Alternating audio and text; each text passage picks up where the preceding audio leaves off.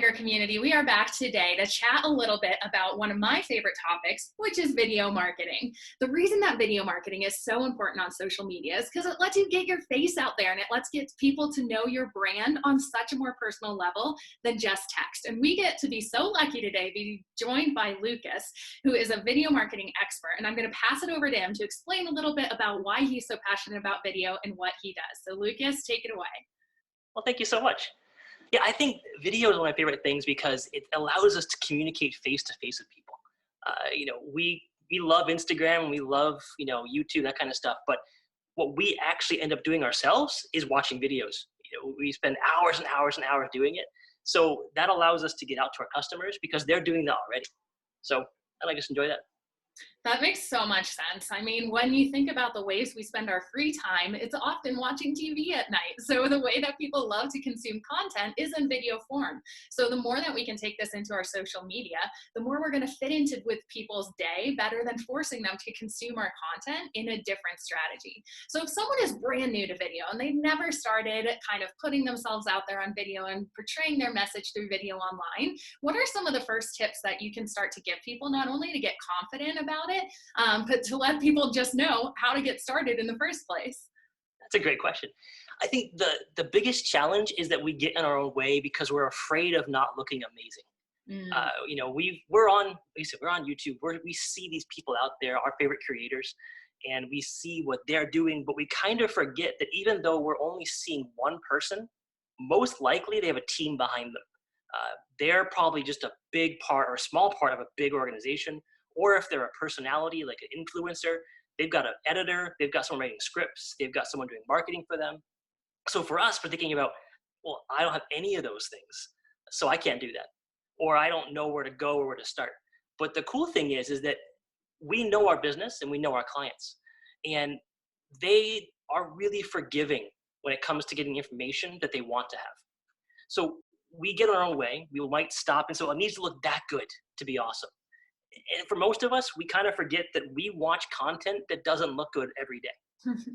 We're all over anything, TV, YouTube, and it might not look awesome. It may not be the best set. It may have terrible audio, but I needed to know how to do something. So I searched it, I found it, I was served, and you forget about it. And our customers do the same thing. They're forgiving of what we're doing.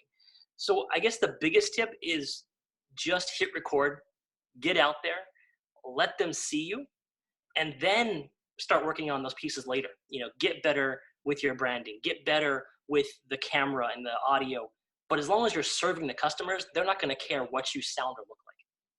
I love this idea so much of focusing on the message rather than focusing on it having to be perfectly produced. And a lot of time I hear with social media video especially that you don't want it to be perfectly polished because that's not the stuff people are coming to look at their friends and family on Facebook and to connect with each other. If they see something perfectly polished, often they're going to think that they're being sold to, and no one wants to be sold to on social media. So I think that is some top-notch advice right there. So when it comes down to you actually kind of getting this message across, because we've developed this really big fire in ourselves that we're going to get our message out there, how do you actually go about filming yourself? Kind of talk us through the ways that we can use stuff if we're not really great at, or if we don't have the equipment out there that's super expensive. Just what do you use that we have that can produce some good video for people out there?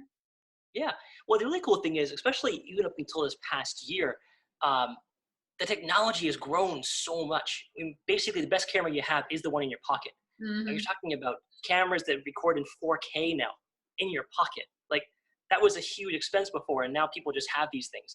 So the biggest thing to do is just set it up to make it look professional. Use a tripod if you have one. If you don't, lots of people went through that boom of having selfie sticks. Not a huge fan of talking to a selfie stick, but prop it up on something. Let it just stay static. That way people, when they're talking to you or looking at you, they see you.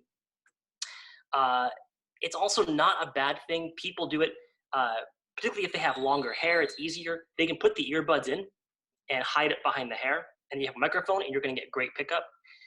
If you have shorter hair, it's a bit more difficult, but it still isn't impossible.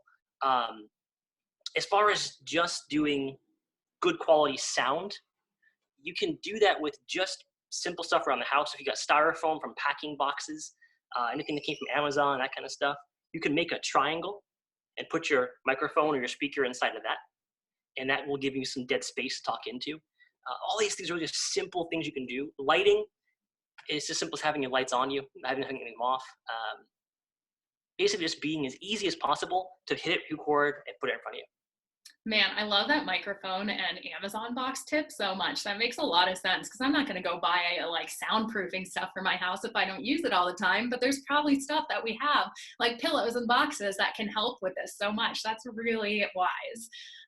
So talk to me a little bit about how you feel about scripting when you get on your video and you might be a little bit nervous. Are you someone who is on the team that you should be reading and have it really polished and scripted? Or how do you handle that kind of remembering what you want to say on video? Yeah, I kind of waffle between two things. I do a lot of research beforehand so I know what I'm talking about. So I'm going to work on the keywords and the phrases, mostly because also Google likes those things too. So if you're going to be answering a question, it's important that you say those words, that Google can figure it out for you. So I script at that level. I have those kind of things prepared. I know where I want to go in an outline. I might go over it a few times. But honestly, a 5-minute video will take me like half an hour to an hour sometimes, because I'm going to go over it again and again and again and then play it back. And no, that wasn't so good. I don't mind that so much because I feel like it comes off more authentic than me trying to read from a script. That's just me. I'm not a good presenter from a script. I know some folks who can read from a teleprompter and are fantastic. So it really comes down to what you're used to and what you think lets you really communicate. Yeah, I love that. Doing not what everyone's telling you to do, but feel what comes naturally to you, because people are going to feel that energy transfer over the screen. They're going to see if you're feeling like you're doing something wrong. So just take a deep breath and do it the way that it comes best to you. So talk to me a little bit about when you distribute social media video. What platforms do you see video really work well on? How do you kind of caption them on social media? Once we make it, how do we actually get it out there and get eyes on the video? Yeah, so the really cool thing about video is that when you create one piece of content, you're likely spending hours on it, preparing and getting it ready. And what scares us sometimes is that's it. But the best thing about video is you can cut that up really simple and make one video 7 pieces of content, 13, 14 pieces of content. I made a video this past week that I have 30 pieces of content from it. I'm done for the month. Like, that video is gonna keep on serving me on social media, on Instagram, LinkedIn, Facebook, and Twitter. And it all came from shooting one big video, editing it, and then putting it into pieces beyond that. So I think like Instagram is fantastic because even though it hasn't changed an awful lot, even now, most people still watch Instagram without any sound on. Mm-hmm. So it's really important, if you have iMovie or Adobe Rush, caption yourself. A quick tip for how to even get your caption if you don't feel like doing it yourself: if you upload it to YouTube, leave it there for a little bit, YouTube will automatically subtitle your video for you, and then you can go back in and fix it and then download the file. So it didn't take you any kind of work. It's time coded, you know where it is, and it's free. It didn't cost you a penny. And then you can use that to put in your subtitles on your video to answer your questions or put it out there to Instagram. LinkedIn is still the best organic reach that we're finding still. Hashtags go really far, but people are able to find other people based on likes and follows and content. So you're getting on there is important to find business-minded people. Instagram is still really good for helping people find and engage with you as a brand.